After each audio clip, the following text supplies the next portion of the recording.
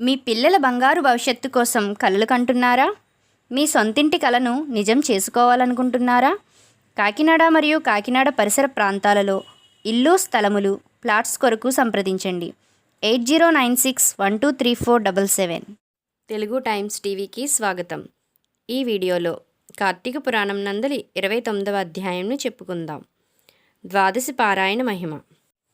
విష్ణుచక్రం అంతర్ధానమైన తర్వాత అంబరీషుడు పాపరహితుడైన దుర్వాస మునీంద్రునికి సాష్టాంగ నమస్కారము చేసిన తరువాత, మునీంద్ర, పాపపు మడుగులో పడిపోతూ ఉన్న గృహస్థుడనైన నన్ను మన్నించి నా అతిథి సత్కారాలు స్వీకరించు. మీరు తిరిగి నా గృహానికి రావడం వల్ల నేను రక్షింపబడ్డాను. నన్ను కాపాడటానికి వచ్చారే కానీ వేరు కాదు. ప్రపంచాన్నంతటినీ వేరిపరిచే తమకు భయమెక్కడా?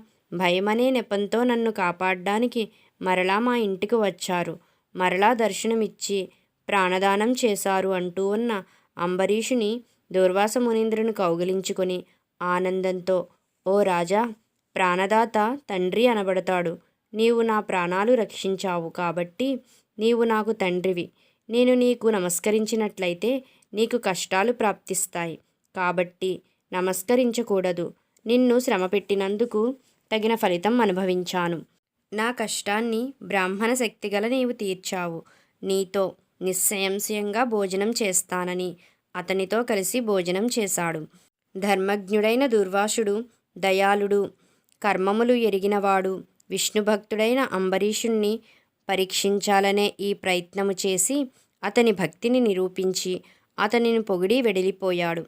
కార్తీక మాసమున హరిబోధనీయగు ద్వాదశి సకల యజ్ఞఫలం ఇస్తుంది.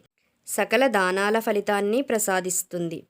పుణ్యతీర్థాలన్నింటా స్నానం చేసిన ఫలితం కలుగుతుంది. ఎవరు కార్తీక శుద్ధ ఏకాదశి నాడు ఉపవాసం చేసి రాత్రి జాగారం చేసి ద్వాదశి నాడి బ్రాహ్మణులకు దానాలు చేసి భక్తితో పారాయణ చేసినట్లయితే అతని సకల పాపాలు నశిస్తాయి.